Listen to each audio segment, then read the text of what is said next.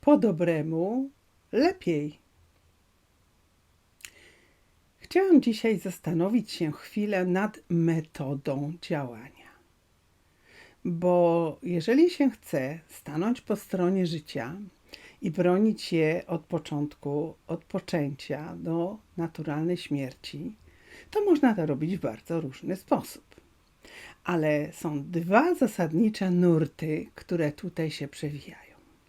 Można pójść na ostro, z agresją, bardzo zdecydowanie, no i w ten sposób stawać na pierwszej linii frontu i iść do boju z przeciwnikami. Można też zupełnie inaczej do tego podchodzić. Właśnie z takim pozytywnym myśleniem. Niosąc pomoc, dobro, bycie dobrym Samarytaninem, zrozumieniem dla drugiego człowieka. No ale ci pierwsi powiedzą, że ci drudzy to tak nie walczą, a oni chcieliby, żeby to była ta walka jak najostrzejsza. No i pytanie, które chyba każdy z nas musi sobie postawić, co jest bardziej skuteczne, co jest mądrzejsze i co powinniśmy tak naprawdę zrobić. Ja jestem przekonana, że punktem wyjścia do jakiejkolwiek działalności, a szczególnie do działalności pro-life, po polsku za życiem, czyli po stronie ochrony życia, jest prawda.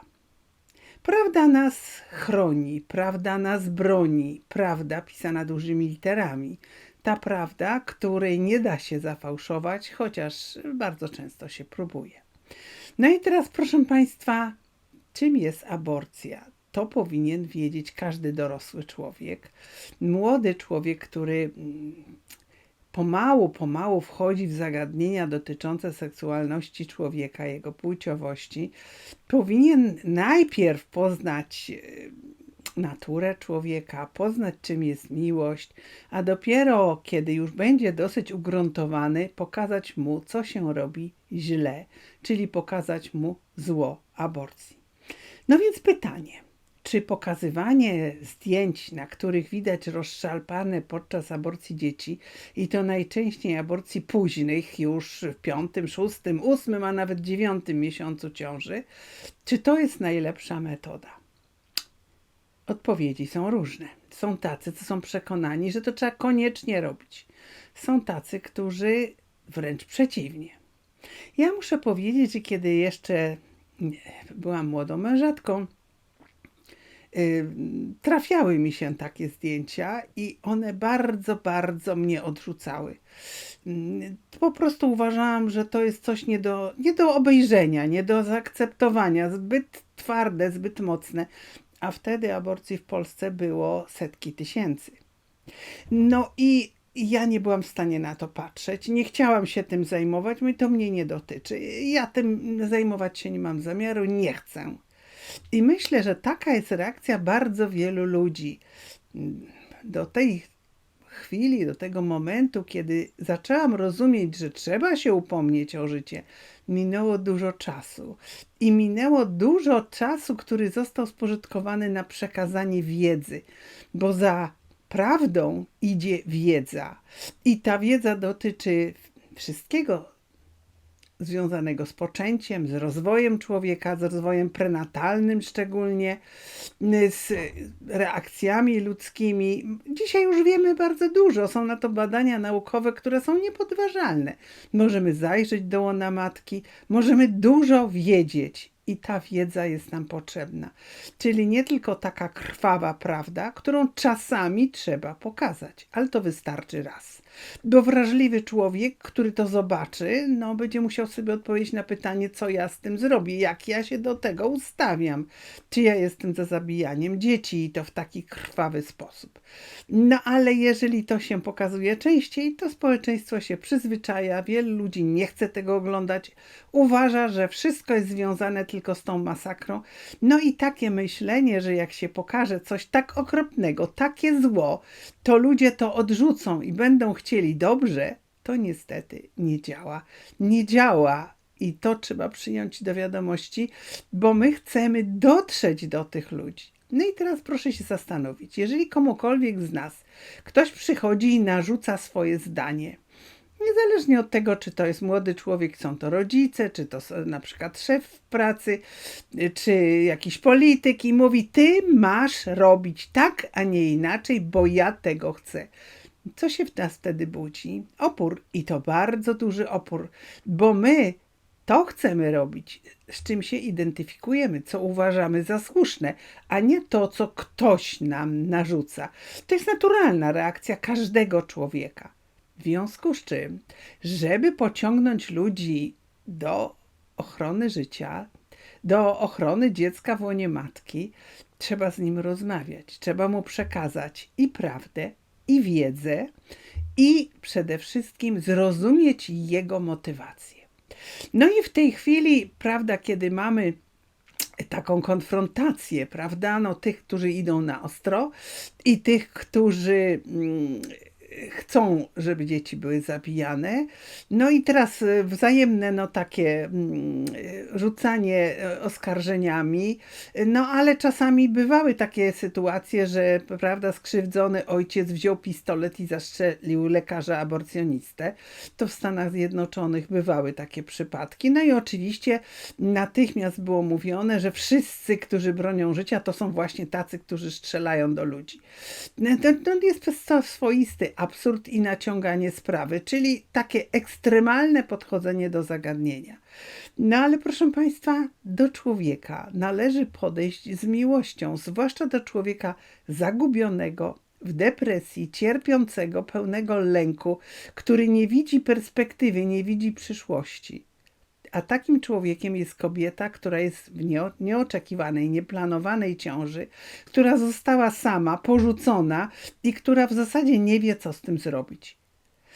Ale ja jestem przekonana, że bardzo wiele tych feministek, które krzyczą, że są szczęśliwe, że zabiły swoje dziecko, że dokonały aborcji i chwalą się tym, one też są nieszczęśliwe, tylko w ten sposób próbują jakby zatłumić to, co w nich głęboko tkwi, no i próbują tłumaczyć, że jak wszyscy to będą robić, to i będą one usprawiedliwione, ale to gdzieś głęboko siedzi, zwłaszcza w kobiecie, w matce, która zaprzeczyła swoje macierzyństwo. I teraz, proszę Państwa, w jaki sposób my, jeżeli chcemy bronić życia, chronić życia, powinniśmy do tej matki się odnieść? Czy powinniśmy krzyczeć, że ona powinna być ukarana za to, że chce dokonać aborcji, że dokonała aborcji, że najlepiej zamknąć ją do więzienia, bo jest mordercą? To nie jest tak do końca. Ta kobieta w większości sytuacji jest drugą ofiarą.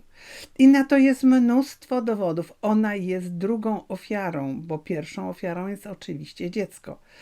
Ale kobieta cierpi latami i bardzo często zostaje z tym sama, ponieważ wszyscy mówią, sama chciała, no to niech sobie cierpi, jej sprawa.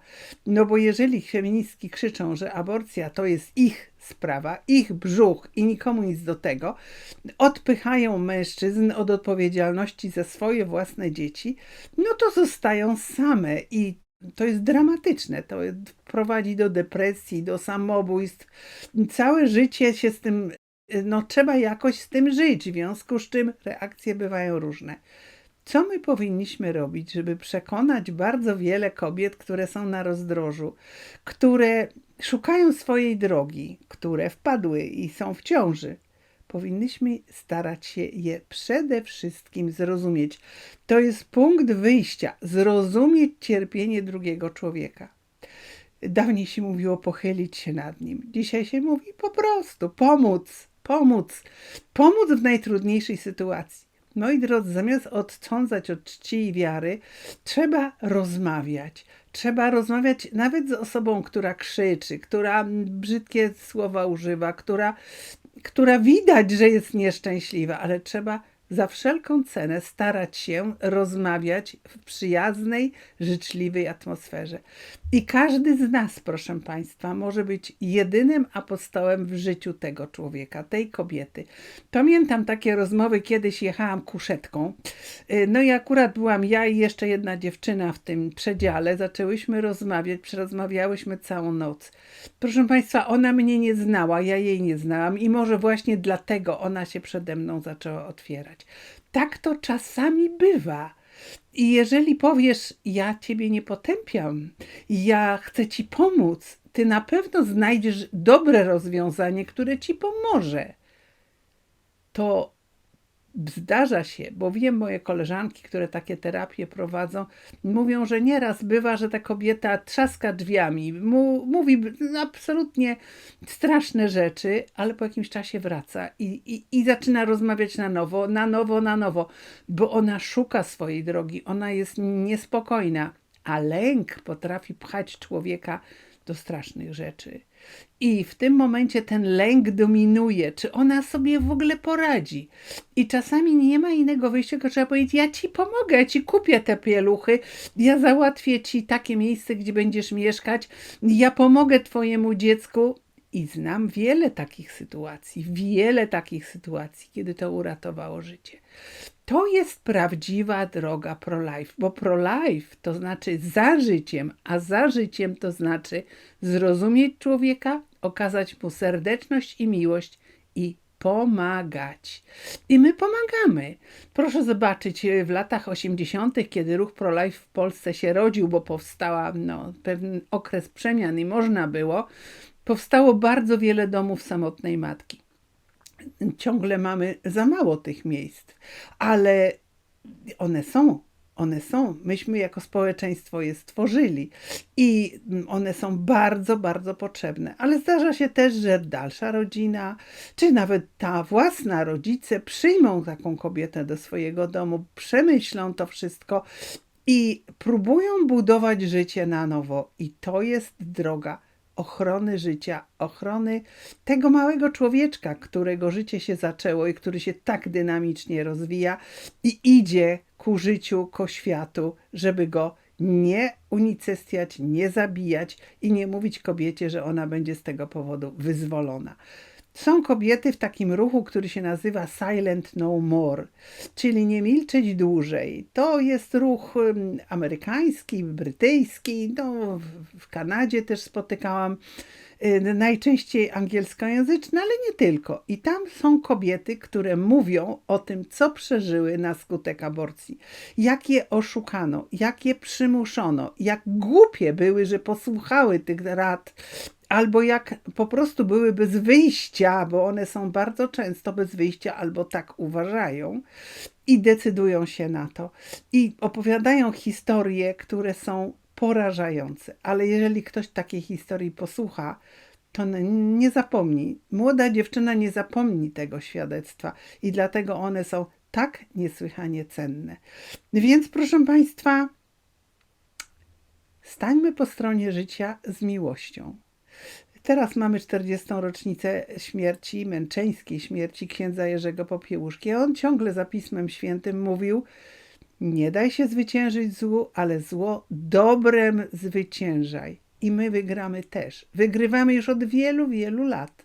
I my w Polsce wygramy, jeżeli będziemy z miłością, dobrem podchodzić do sprawy obrony życia i pokazywać to naszemu społeczeństwu. Nie możemy dopuścić do konfrontacji, która powoduje, że jedni są po jednej stronie, drudzy i strzelają do siebie. W ten sposób życia się ochronić nie da. Ale ja jestem dobrej myśli, bo myślę, że w naszych sercach, w naszej świadomości, w naszej tradycji, w naszej wierze chrześcijańskiej też jest ten fundament, z którym w społeczeństwie istniejemy i chcemy kochać drugiego człowieka. To jest nasze zadanie i to jest zadanie ruchów pro-life, ruchów ochrony i obrony ludzkiego życia. Dziękuję Państwu. Możecie znaleźć więcej informacji, ciekawych informacji na bieżąco na naszej stronie internetowej www.hli.org.pl i tam są również linki do różnych mediów społecznościowych, gdzie również umieszczamy ciekawe informacje. Prosimy, upowszechniajcie je. To bardzo ważne, żeby one docierały do większych, szerszych rzesz społeczeństwa. Dziękuję Państwu. Do zobaczenia.